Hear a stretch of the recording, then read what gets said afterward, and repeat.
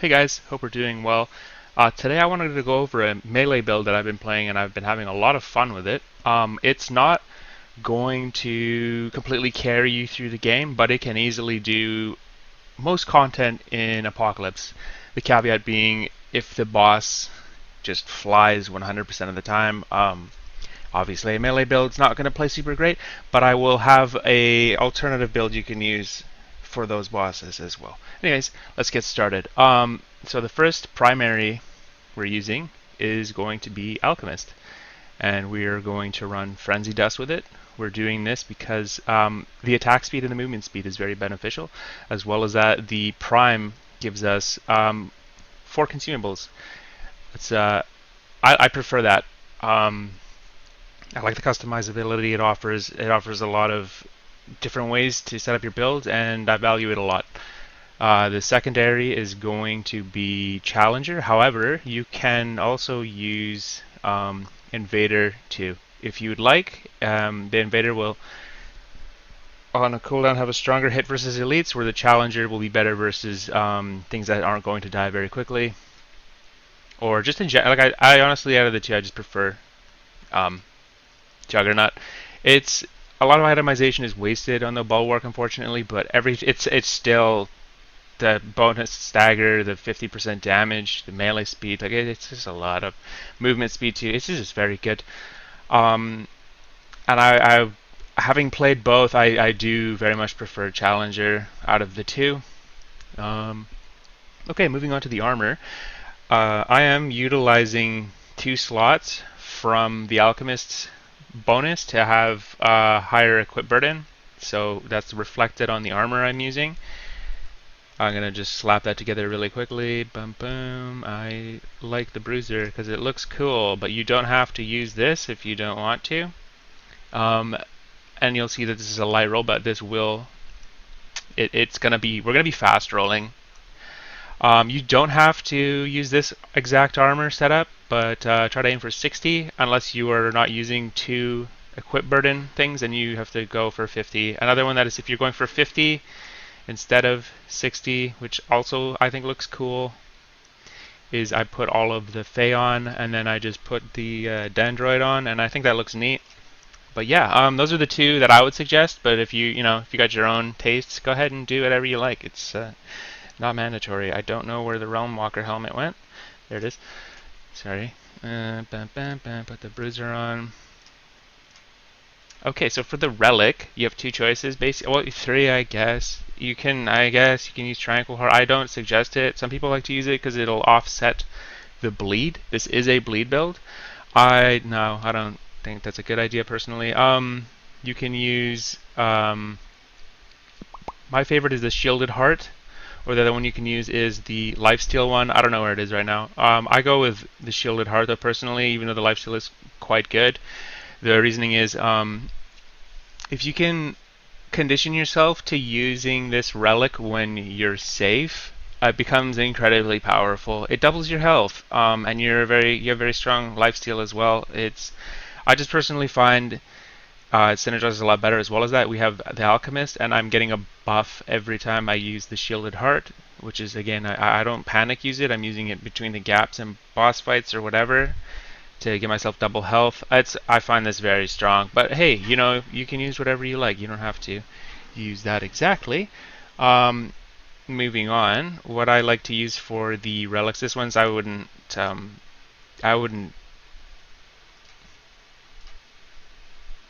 I use the attack speed, crit, and crit damage because we are building for crit on this one. You can build a damage variant as well. I didn't quite like it as much. I do understand overdrive is kind of finicky to keep up, but we have a lot of attack speed, and I just didn't. I found this better. I found keeping the crit charges on overdrive up was the better play versus bosses that don't tend to die very quickly, and I can just keep swinging on them for days. And the attack speed was very beneficial. I liked it quite a lot. You can though go for more flat damage, and then add in health in there if you're going for a damage build, and then you'd probably want to get like some skill reduction if you're going with the invader. because now you're suddenly care a little bit more about your cooldowns. I wouldn't do that though personally, but hey, ultimately you can do it however you like. This is what I do. Now moving on to the amulet. I don't think it's called an amulet. Indignant Fetish. We are doing this because we are a bleed build. It's increasing all damage by 20 and reducing all damage by 10. You know, the caveat being you have to get hit, which is not a problem because we're going to be bleeding. Where are you, Atonement? This causes us to bleed at all times, and we take 5% up. No. We deal 5% crit chance. I said that wrong, but anyways, you get it. And then finally, the last piece of the really fun puzzle here. I don't know where it is in this giant list. Let's just search that. Could you imagine if you could search like that in game? What a magical world that would be. I'm using the hardcore metal band. The reasoning is every time you take damage, you add a bulwark stack. You know, and the caveat being like, oh, you know, you won't get hit that much. But yeah, we actually get hit constantly. So you just have 5 stacks of bulwark for free. This is basically the engine here. I would not change any of this. This makes this build very powerful. But these two are where you can kind of, you know, do things your own way. Personally, I cannot get this into search right now. Alchemy, I use this. It's the Alchemy Stone. When I'm under the effect of a status, I get 6% lifesteal. That is just too much lifesteal, to be honest. But you don't have to use that. You can obviously use like a probability cord, or I wouldn't use the Zanyas because it's kind of hard to get headshots with melee. You know, you can use the Brawler Ring where it's 15% attack speed and then the damage or whatever it was called. If you're going Invader, you can use the Akari Band because when you when you teleport, it counts as a perfect dodge, etc. There's options. You don't have to copy this exactly the same way I'm doing it. I prefer these though, based on my playstyle. This one as well, when I'm bleeding, 5% crit, 5% damage. I know, I feel sometimes like I should probably get this one, to be honest. I don't know. This one is also quite good, 15 attack speed and a melee crit chance. But the thing is, I use my guns a lot, personally. That's my playstyle, so I've opted to use the Ravagers. If you never shoot your gun, and you're playing on an easier difficulty where that's kind of not a big deal, maybe swap that out. Anyways, moving on to the weapons. Let's start off with the melee, because that's what this build is. We're using the Wrathbringer. I believe this is the hardest hitting weapon in the game. For like just base damage, this thing hits incredibly hard. What happens is, like, besides the base damage being as high as it is, the ability makes you do 5% more damage, and it stacks 10 times. Yeah, that you have 50% damage at all times with this thing. It's crazy. You have 2 options for your mutators. They're both good. For ours, we're using Overdrive because we are going to be hitting them more often. It's just like momentum, basically. Another choice you can use, though, we're not going to use it, but I don't know where it is right now. Here it is, Vampire Blade. Yes. Okay, let's look at Vampire Blade really quick. That's just 30% damage, and read here, while within 10 meters of a bleeding entity. You don't have to make anyone bleed for that to activate. That counts you. So you will have just 30% damage on that weapon at all times. This, you need to have someone bleeding for the lifesteal. But if you have a self-bleed build, you can, and you're not building crit, or you honestly, crit is kind of inconsistent on this weapon unless you're swinging it a lot. You're often not going to swing it a lot. You're often going to just swing it once. So if you're more of a shooty build, like the other builds I have, you want to use this. Anyways, we are using Overdrive though because we want to hit them a lot, and we got a lot of attack speed to do that. So you have multiple options, not two, multiple options here. One of them is if you like the game to be very easy. I find it incredibly boring, but you can just use this with the stasis beam, and then I put Twisting Wounds on. I put Twisting Wounds on it because it stacks. I like the bleed dots. The bleed dots help with the sustain. The dots are very good for lifesteal. That's why I have that. But yeah, you can use this stasis beam and just stasis elites, and it's incredibly easy. And I think it's very unfun. I don't like it, and I'm going to willingly pick an inferior choice because I don't. It's too easy, so I use something that's a bit worse because I like the game to be hard, and I use Merciless. And the reasoning is I have the bleed dot. I like that quite a lot. I know it's kind of silly that I don't have the vampire in here when I'm causing bleed, but again, I am using the bleed because I like the dot lifesteal. It heals a lot. You just shoot a bunch of people. You shoot like 5 people. You get so much lifesteal off this. It's crazy. And it has 2 dots now. And this is helping boost its damage as well. With the twisting wounds, you get the dot off of whatever the base thing is, and then you get the dot off this as well, so it's 2. And then you can just spray that across a room of people, and all you really need is 1 or 2 shots on each one, and you now suddenly have these very powerful dots sustaining you constantly. Very good. And then the alternate fire is just like, we're not really building for it. It's just neat. I just like it. You just hit something really hard with it. It's fun. It's not really needing any mod generation. One other thing to mention, if you find yourself, because we're a bleed build, right? We're not healing. If you find yourself in a situation where you're like, Christ, I wish I could heal properly, take this ring off. I don't know where it is. There's a ring that, oh my goodness, there's a ring that heals you when you use a mod ability, and it'll heal you by, I think it was 20. Here it is. Christ. Using a mod generates 20% of max health over 10 seconds, can stack up to 30. So if you have stasis, this is so easy to you can just take the ring off quickly and heal yourself to or basically free. That also works to a lesser degree with Merciless's mod, because it's not some super important mod really. You can do that if you're just like, I just wish I could heal myself quickly. You can do that. Moving on here to the sidearm. Nebula. We use it, obviously.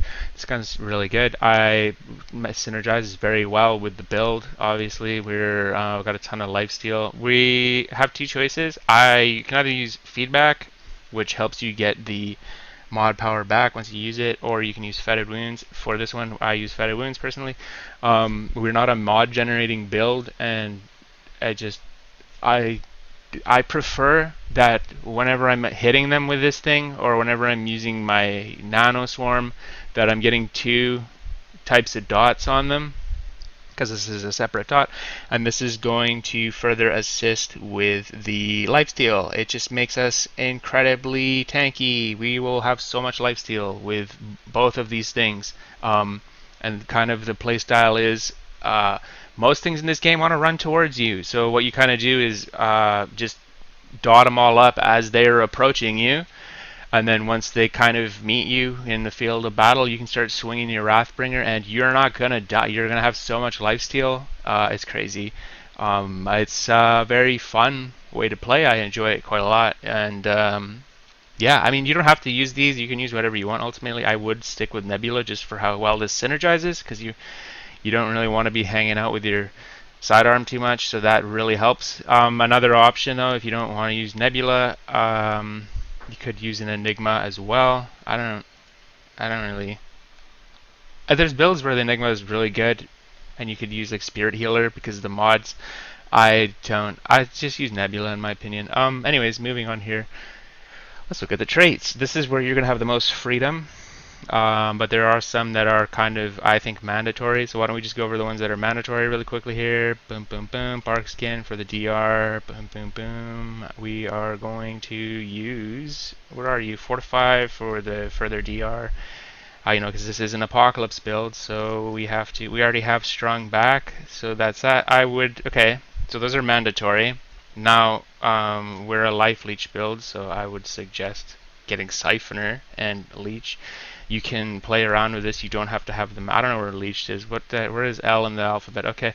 Siphoner and Leech. This makes the build very high sustain. I personally would honestly suggest keeping them both at 10, but if you didn't use the Shielded Heart, maybe you can just be like, well, maybe I'm not gonna go that hard into it. But with the Shielded Heart, I would suggest 10 in each.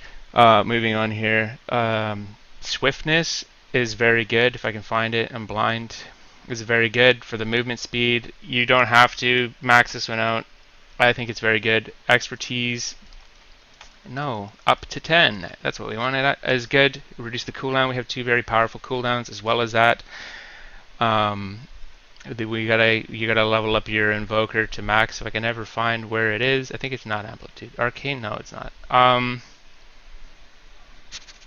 Gifted, I think it's called. Yes, there it is. Skill duration by 30%. And this is great because this increases your bulwark, as well as that increases how long the smoke field for this lays on the ground, and that will keep refreshing your buff, and that is also increasing the buff on Frenzy Dust. And the other neat thing about it is this thing goes on cooldown immediately. I really like Frenzy Dust, and speccing into Expertise and Gifted here definitely has a lot of value to the two skills we use. I find that this is a very good trait combination. Anyways, moving on. We are bleeding, and we don't have an answer to that, so that answer is actually going to be, even if I can find it, regrowth. We're not putting it to 10 though. You need 3 to not die when you go AFK, and then otherwise you can like get away with 2. Honestly, I wouldn't go 0. Some people go 0. Sometimes you just want to put the controller on and walk away. Like I don't know. I just kind of want to walk away. You know what I mean? Obviously, we're gonna get Vigor to 10. Helps with the build's tankiness, and then the last 5 you can put it where you like. However, what I would suggest is fitness training if I can find it. I don't actually like this at 10. I feel like it sends me too far. I do like it at 5. You can play around with it if you want it to be higher. This one is very like personal opinion though. I definitely would, if there's one thing you wanted to play around, it would definitely be fitness. Okay, so moving on to the consumables, because we are an alchemist, these are important. First, the easy ones out of the way, obviously. Where is Darksider? I don't know, I'm blind. Here it is. We're increasing our health, of course. 20 plus the 6 point, double number there for the stamina and movement. It's very high value, these two. And then we want fast roll because we are going to be meleeing, and I find that's very valuable. So with that, you got to do this really annoying question for the egg drink. This is a DLC item. And then these do the same thing basically. One of them reduces encumbrance, the other one increases threshold. Look at that, we're fast rolling now at 50, and we have 195 armor. We are very tanky. You can this is your build though. If you don't want to do that, you can swap stuff out. You don't have to do this. This gives you like 73% DR, which is like, okay, that's too much in my eyes to leave on the table, but you can definitely play around with that. But yeah, I mean, some suggestions, if you want the skill reduction, it's an alchemist, guys. You can pick whatever. Moving on here, these two, confidence booster and rocket fuel. Like, we're an alchemist again. These are basically cooldowns because we have whatever potency, 100%. So that's going to be 40 second. This is increasing our melee attack speed and fire rate 15%. This is increasing our stagger and reduces damage by 10%. This is basically an extra Frenzy Dust and Challenger. If it's on cooldown, you're like, oh man, I wish I had one of these things. You have them. They're right there. That's them. And then, as well as that, I find I don't go out of ammo easily, so I don't really put that on the quick bar, but I will use the Fairy Needle, because we don't have very good mod generation, but sometimes you're just kind of like, I wish I could just fix that, and you can with this thing. It'll be 2 minutes. And then the other one is Gull Serum. You don't really need this one too much, but we have no endurance, and sometimes you just aggro an enemy and you're like running through the level and you're like, oh my god, why is this happening? You can just use this and it'll last 2 minutes. These are both very powerful utility. These are both very powerful offensive cooldowns. I am going to remove them though, because we're going to look at the whatever in a half a second here, and I don't want to skew the stats of whatever. Here we go. Let's take a look at the DR and the other one. I don't know, I can't think right now. So our DR, 72.15, that's a crazy amount of DR to have. Lifesteal, 13.50% is also crazy. This is more than Nightfall has before any traits. Like, you just are doing that constantly, and you have so many dots going out. Like you if you try, you'll see. It's like it's quite a lot. The damage crit, we have quite a lot of crit as well. What did I want to show you? The effective HP, 574.51. I feel like something's amiss here. Did I do this wrong? No, that's just 574. And then when we use our shield, put us to 1149. It's quite high. I feel like this was higher for some reason, but anyways, that's what it is, 574. It's still quite a lot of health, and that's largely the build. I've been using it constantly on Apocalypse, and I have a ton of fun with it, and it's just a blast. If you want to try a melee build, give this one a go. It's very fun, and I'll have some gameplay coming for you guys later if that's what you like. Take care. Bye now.